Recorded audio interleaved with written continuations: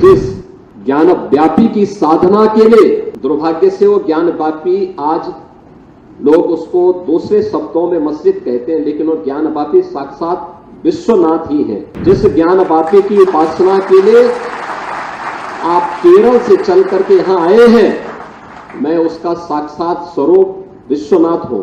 ये जो भौतिक अस्पृश्यता है, यह न केवल साधना के मार्ग का सबसे बड़ी बात, राष्ट्रीय एकता और अखंडता की भी सबसे बड़ी बाधा है। इस बड़ी बाधा को अगर हमारे समाज ने समझा होता तो देश कभी गुलाम नहीं होता। आचार्य शंकर जब अपने अद्वैत ज्ञान से परिपूर्ण होकर के आगे की साधना के लिए वे काशी में आए, तो काशी में साक्षात भगवान विश्वनाथ ने उनकी परीक्षा लेनी चाहिए।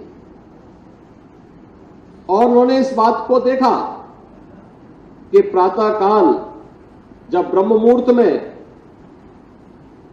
आदि शंकर गंगा स्नान के लिए जा रहे होते हैं, तो वह सबसे अछूत कही जाने वाली एक सामान्य व्यक्ति के रूप में वह उनके मार्ग के सामने खड़े हो जाते हैं।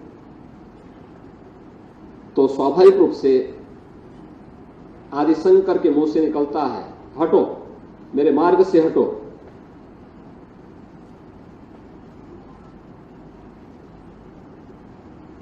तो सामने से जो चंडाल होता है वह एक प्रश्न पूछता है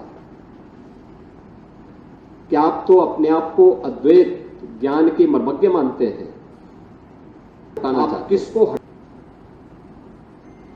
आपका ज्ञान क्या इस भौतिक काया को देख रही है, इस भौतिक काया के अंदर बसे हुए ब्रह्म को देख रही है?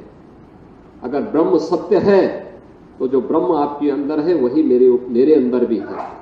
और इस ब्रह्म सत्य को जान करके अगर आप इस ब्रह्म को ठुकरा रहे हैं तो इसका मतलब आपका ये ज्ञान सत्य नहीं है। तो उन्होंने, वही भौचक थे, एक चंडाल के मुंह से इस प्रकार की बात। उन्होंने कहा कि आप कौन हैं, मैं जानना चाहता हूं।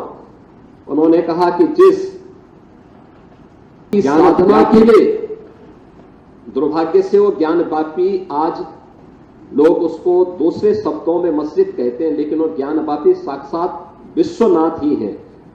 जिस ज्ञान व्यापी की उपासना के लिए आप केरल से चल करके यहां आए हैं, मैं उसका साक्षात स्वरूप विश्वनाथ हूं। तो वह उनके सामने नतमस्तक होते हैं और उन्हें होता है कि नहीं, ये जो भौतिक अस्पृश्यता है, यह न केवल साधना के मार्ग का सबसे बड़ी बाधा है, बल्कि राष्ट्रीय एकता और अखंडता की भी सबसे बड़ी बाधा है। और इस बड़ी बाधा को अगर हमारे समाज ने समझा होता तो देश कभी गुलाम नहीं होता।